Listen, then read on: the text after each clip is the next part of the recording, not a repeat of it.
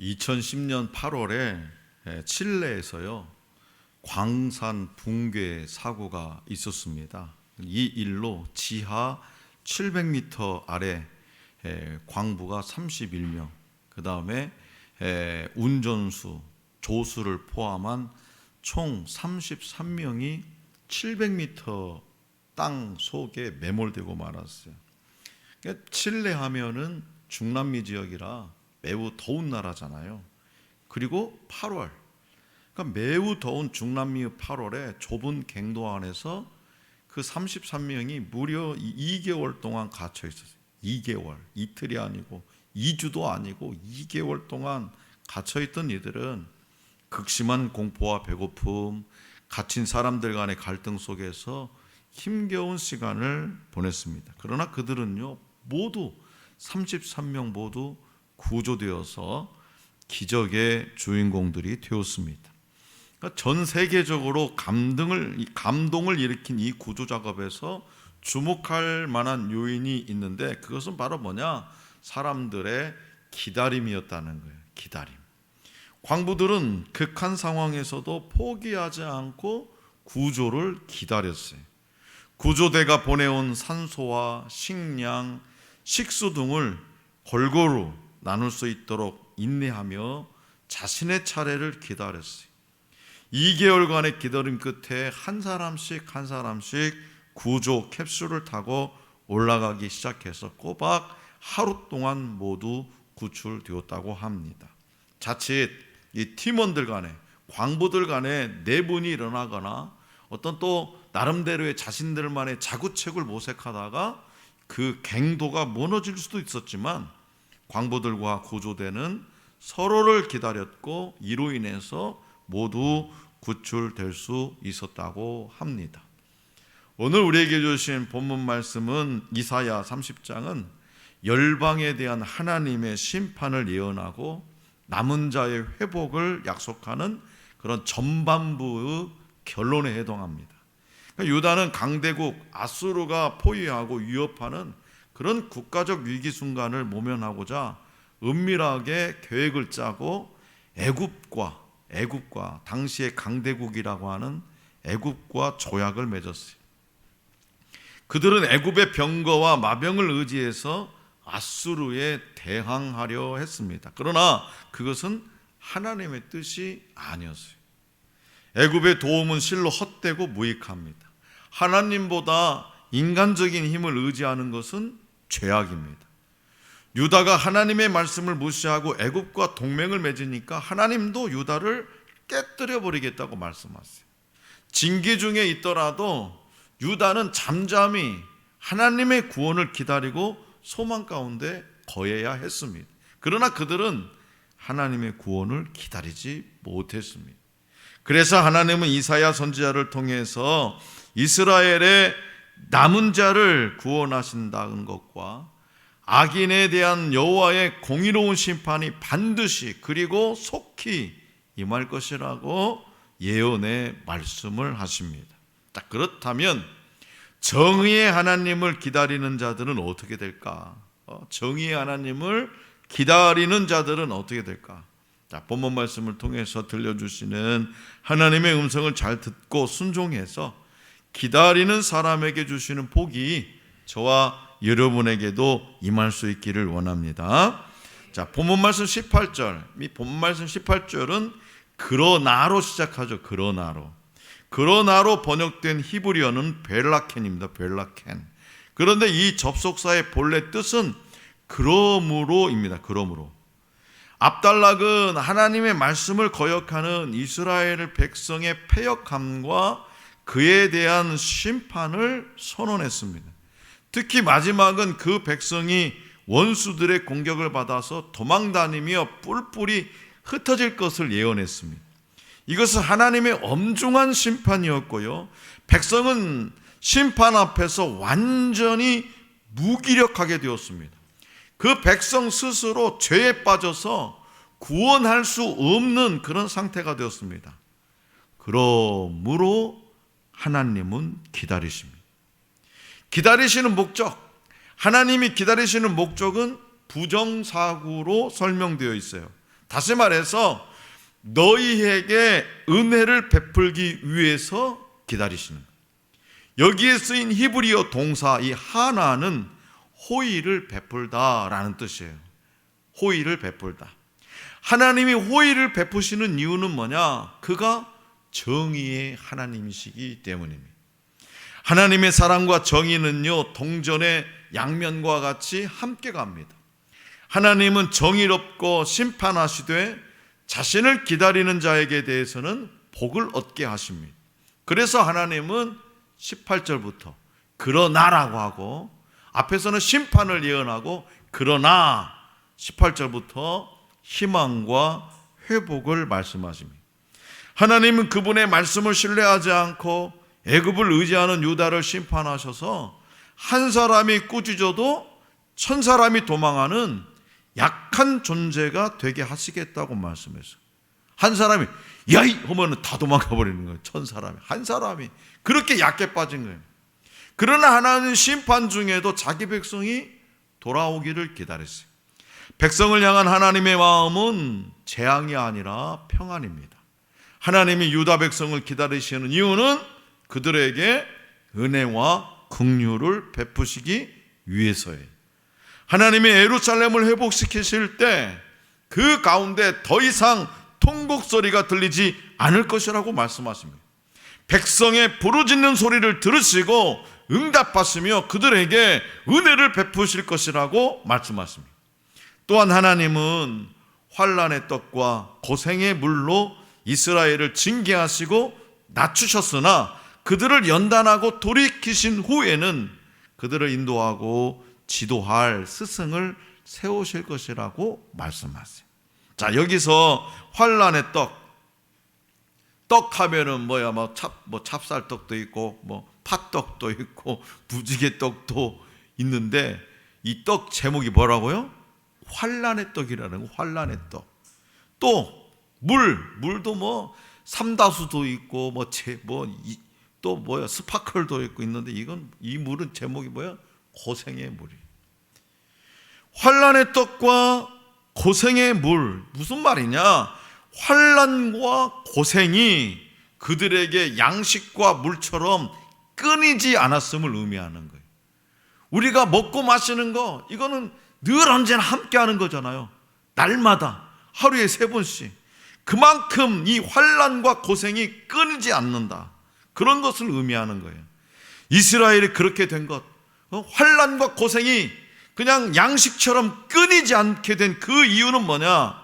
하나님의 교훈을 멸시하고 하나님의 진노를 불러 일으켜서 심판받은 결과였습니다. 자, 스승은 하나님의 말씀을 바르게 가르치는 지도자입니다. 참다운 스승이 바르게 지도하고 가르쳐서 결국 백성은 모든 우상을 버리고 진리 안에서 가치 있고 의미 있는 인생을 살게 될 것이라고 하나님은 말씀하십니다. 자, 성도 여러분, 하나님을 믿는다는 건 뭘까요? 하나님을 믿는다는 것은 뭘까? 하나님을 끝까지 기다리는 것 말과 같습니다. 하나님을 믿는다는 것은 하나님을 끝까지 기다리는 거예요. 그런데 우리는 하나님을 잘 기다리지 못합니다. 하나님을 기다린다는 것은 단순히 어떤 시간적인 의미가 아니라 영적인 거예요. 그래서 우리는 믿음으로 기다려야 돼. 하나님을 기다리되 영적인 것, 믿음, 그 믿음으로 기다려야 됩니다. 믿음이 없으면 하나님을 끝까지 기다릴 수 없어요. 우리가 믿는 하나님은 어떤 분인지를 그래서 우리는 알아야 돼. 알아야 믿든지 안 믿든지 할 거 아니야. 그럴 때 우리는 믿음으로 기다릴 수 있습니다. 자, 그렇다면 하나님은 어떤 분일까요? 하나님은 첫째, 우리를 참고 기다리시는 분이에요. 하나님은 우리를 참고 기다리시는 분. 하나님은 한 생명이라도 더 구원하시려고 참고 또 참고 또 기다리십니다. 만일 하나님이 기다리시지 않으셨다면 세상은 벌써 심판을 받았습니다. 마음이 조급하면요, 하나님의 복을 누릴 수 없어요. 하나님의 시간은 우리의 시간과 다를 수 있습니다. 다윗은요, 기가 막힐 웅덩이와 깊은 수렁에서도 기다리고 또 기다리고 또 기다렸더니 하나님의 복을 받았다라고 시편 40편에는 기록하고 있습니다. 둘째, 하나님은 어떤 분이냐? 우리의 고통에 응답하시는 분입니다. 하나님은 들으시는 분이에요. 들으시는 분. 뭘 들으시냐? 우리의 감사도 들으시고 우리의 간구도 들으십니다. 우리의 작은 신음소리도 놓치지 않으십니다. 아픔과 고통도 주님이 다 들으십니다. 하나님이 우리의 소리를 들으시는 이유가 있어요. 괜히 듣는 게 아니에요. 하나님이 우리의 소리를 들으시는 이유는 바로 응답하시기 위함이에요. 19절에 나와 있잖아요. 19절에 하나님이 우리의 소리를 들으시는 이유는 응답하시기 위해서. 고통의 시간이 길어지면 길어질수록 우리의 기다림이 쉬워요, 힘들어져요? 힘들죠. 고통의 시간이 길어지면 내 고통의 시간에 기도해가지고 즉각적으로 응답하면 쉽죠. 그러나 고통의 시간이 길어지면 길어질수록 힘들어요. 그렇기 때문에 하나님이 우리의 기도를, 내 기도를 들으시고 응답하신다는 확신이 필요합니다. 그 확신이 있으면 우리는 10년도, 20년도, 30년도, 아니 주님 만나는 내가 목숨이 끝나는 날까지 그 기도를 포기하지 않고 기다릴 수 있어요. 그리고 반드시 응답을 받습니다. 셋째로 하나님은 어떤 분이냐? 우리의 상처를 온전히 고치시는 분이에요. 그냥 대충 고치시는 분이 아니라 온전히 고치시는 분이에요. 하나님은 이스라엘 백성에게 이사야 선지자를 통해서 분명히 선포하십니다. 자, 본문 말씀 26절을 다 같이 한번 받들겠습니다. 26절 시작. 여호와께서 자기 백성의 상처를 싸매시며 그들의 맞은 자리를 고치시는 날에는 달빛은 햇빛 같겠고 햇빛은 7배가 되어 일곱날의 빛과 같으리라. 아멘. 자, 이 말씀처럼 하나님은 우리의 상처를 아십니다. 육신의 상처도 아시고 마음의 상처도 아십니다. 하나님같이 우리의 아픔을 제대로 아는 존재는 없어요. 그렇기 때문에 우리는 하나님을 기다려야 돼요. 달빛은 햇빛 같겠고 햇빛은 7배가 된다. 무슨 말일까요? 달빛은 햇빛 같겠고 햇빛은 7배. 달빛이 햇빛 되면 그만큼 화난다는 거잖아요. 햇빛이 7배면 더 화난다는 거잖아요.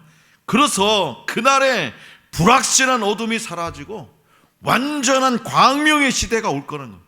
내 미래의 희망의 빛이 환하게 달빛이 햇빛처럼 변하는 것처럼, 그리고 해가 7배처럼 빛나는 것처럼 내 앞이, 내 어둠이 환하게 밝게 비춰진다는 거예요.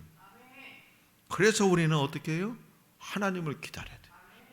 내 인생을 7배로 환하게 해줄 분 이 세상에 누가 있습니까? 이재명 대통령 후보가 당선되면 하겠습니까? 윤석열 후보가 대통령으로 당선되면 하겠습니까? 안 됩니다. 어린 반프로치도 없습니다. 내 인생에 햇빛이 7배로 환하게 밝혀줄 분, 그분은 오직 하나님입니다. 그렇기 때문에 우리는 하나님을 기다려야 되는 거예요. 사람은 조급하고 하나님의 은혜를 쉽게 배반하지만 하나님은 신실하시며 오랫동안 기다려 주십니다. 비록 환난과 고난 가운데 있을지라도 돌이켜서 하나님께 소망을 두고 그의 은혜를 바라는 자들에게는 복이 있다고 하나님은 말씀하십니다.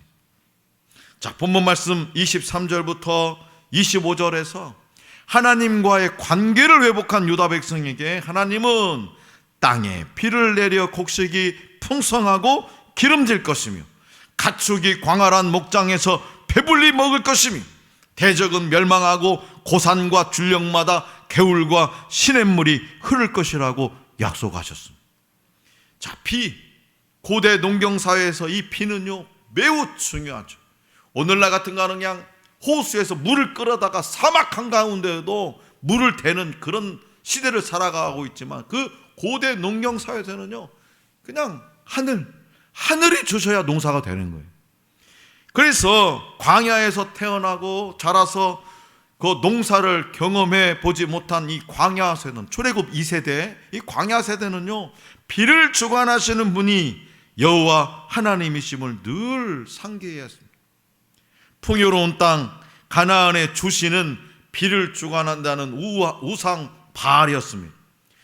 폭풍의 신, 농사의 신으로 군림한 바알은요, 1차 농경사회에서 중요한 위치를 차지하는 신이었고, 비를 내리게 하기 위한 기우제는 이 바알과 아세라를 성적으로 자극하기 위한 혼잡한 행위였습니다.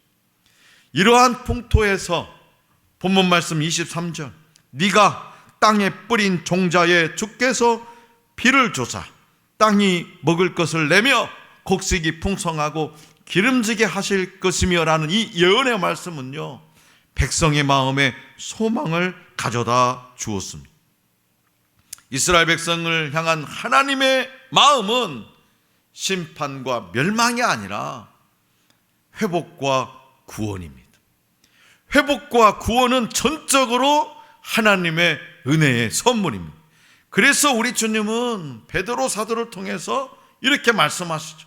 주의 약속은 어떤 이들이 더디다고 생각하는 것 같이 더딘 것이 아니라 오직 주께서는 너희를 대하여 오래 참으사 아무도 멸망하지 아니하고 다 회개하기에 이르기를 원하시느니라.